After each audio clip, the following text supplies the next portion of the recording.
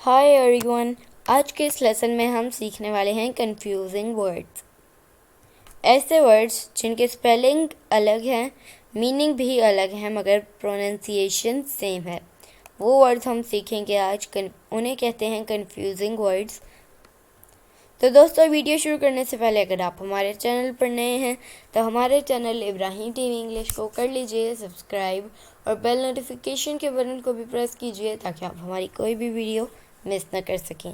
तो चलिए शुरू करते हैं अपना आज का लेसन। Confusing words. बाय मतलब ख़रीदना, परचेज। बाय प्रेपोजिशन का word.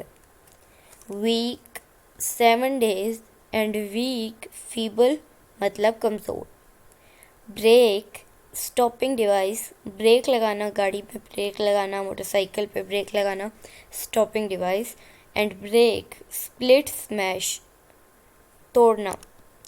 Hair in this place, hear perceive listening, hear मतलब सुनना और हेयर मतलब यहाँ।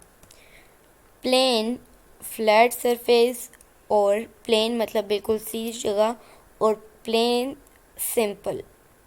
Further abstract idea, farther physical distance.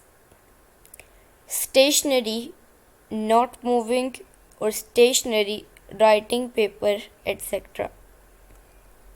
Capital building को कहते हैं और कैपिटल सिटी या वेल्थ।